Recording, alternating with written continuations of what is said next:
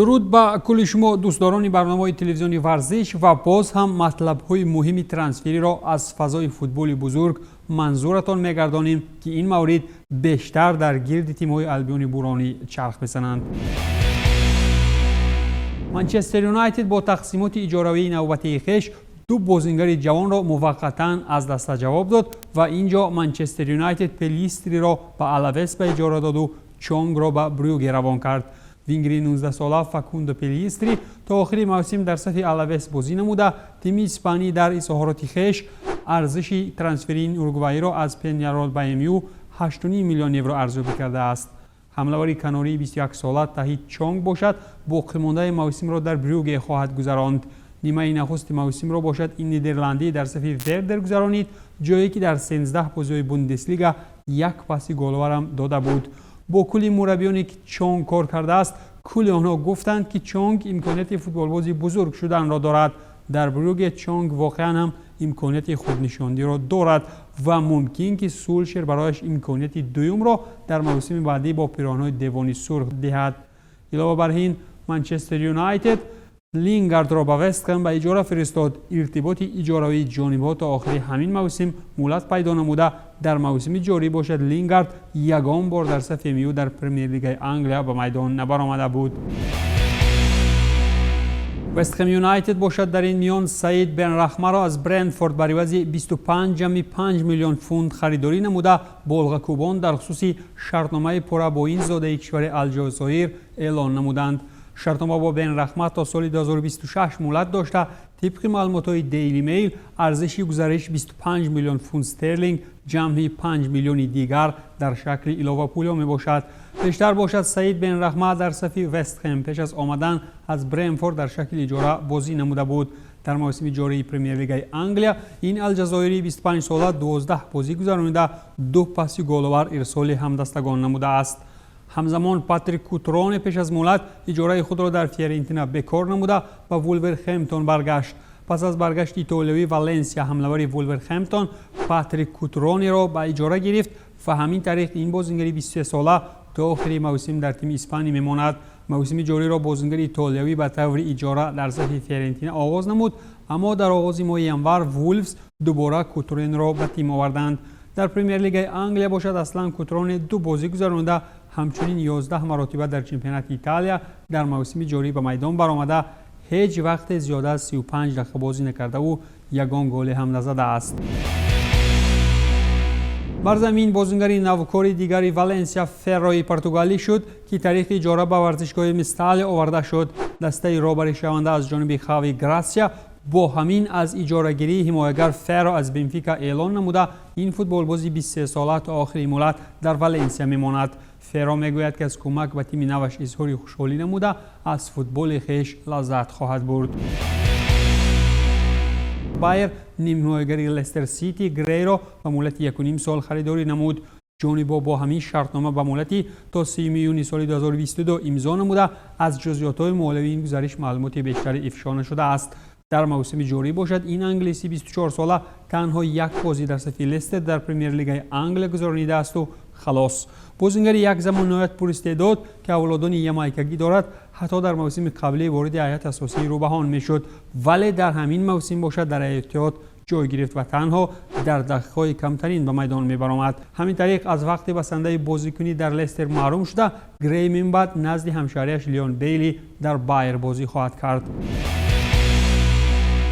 همزمان بهترین حمله‌ور گالاتاسرای مباید دیان از جانب وست برومویچ به اجاره گرفته شد و باشگاه انگلیسی این حمله‌ور 29 ساله را برای به اعتدال آوردن وضع باشگاهی به اجاره گرفته. سنگالی عین زمان بهترین حمله‌ور گالاتاسرای در چمپیونات ترکیه می باشد. بازیگر 9 گل در 15 بازی‌های سوپرلیگ ترکیه به ثمر رسانیده. در کل مسابقه باشد 11 گل در 18 بازی‌ها دارد.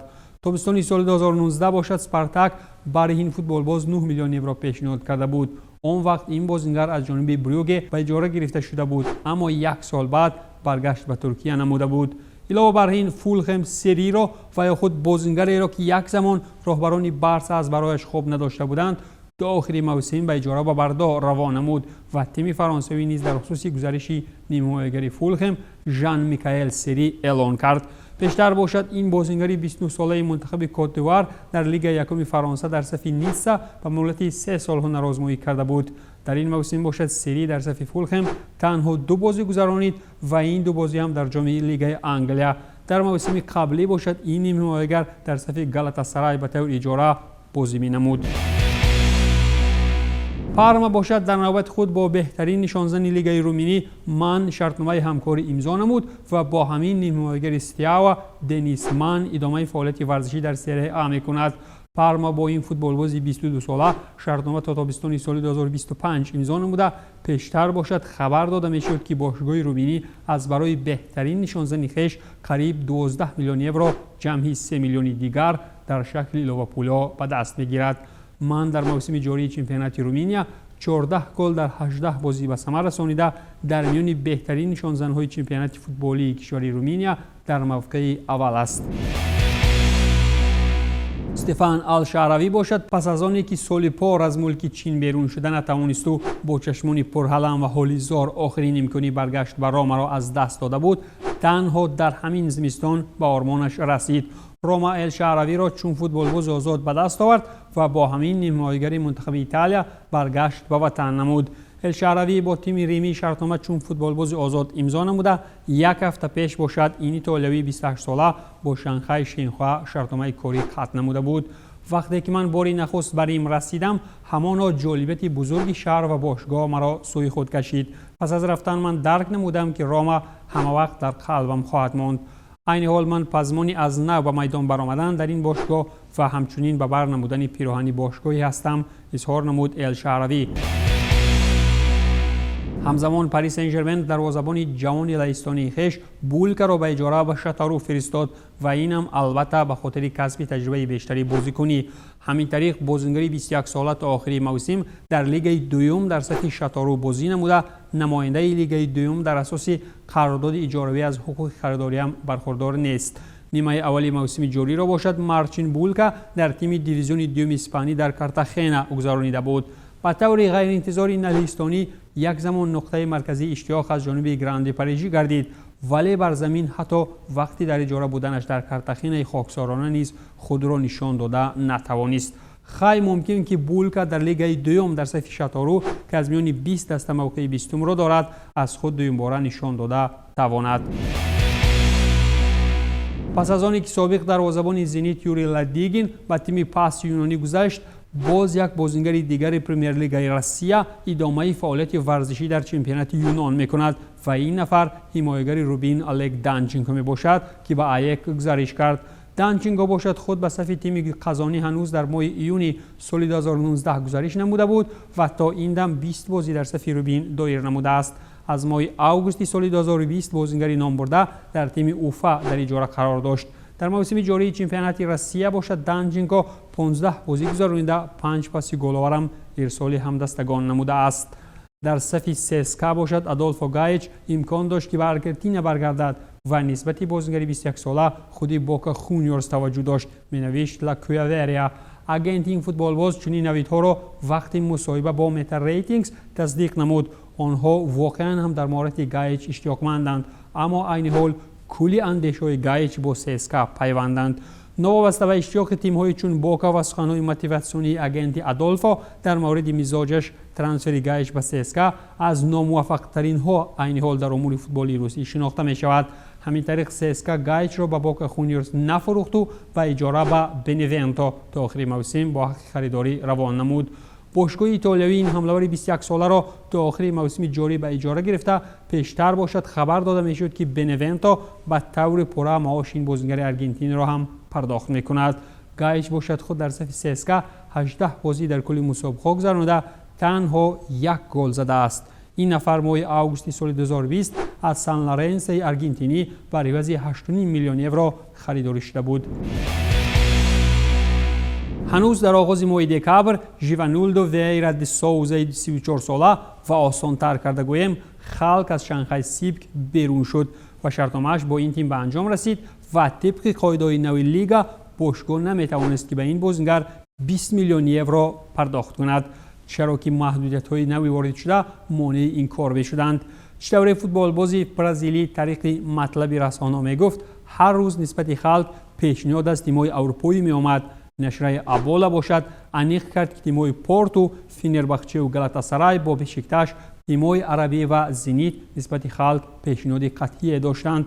هرچند که رسانه‌ها در خصوص اشتیاق خاصه پورتو و وولورهمپتون نسبت خلق می گفتند و از برگشت احتمالیش به زنیت هم می نوشتند، ولی یگان وریانت گفته شده به واقعیت تبدیل نیافت و خلق بزرگ جثه راه سوی وطن را پیش گرفت. خلق پس از 15 سال اخیراً در میدان‌های فوتبال وطنی به میدان می‌براید و 2 سال بعدی بازیگر اتلتیکو مینیرو شد. حمله‌ور 34 ساله با تیم اتلتیکو مینیرو شرطنامه تا آخر سال 2022 امضا نمود.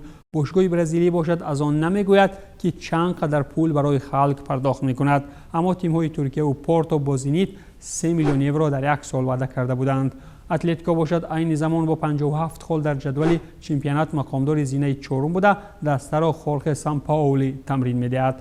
طبق معلومات گلوبو معاش خلق تا مدت‌های طولانی دردسری باشگاه بود، چرا که باشگاه ورزشگاهی نو می‌سازد و در مصرفات‌های پولی آنقدر قدرتمند نیست.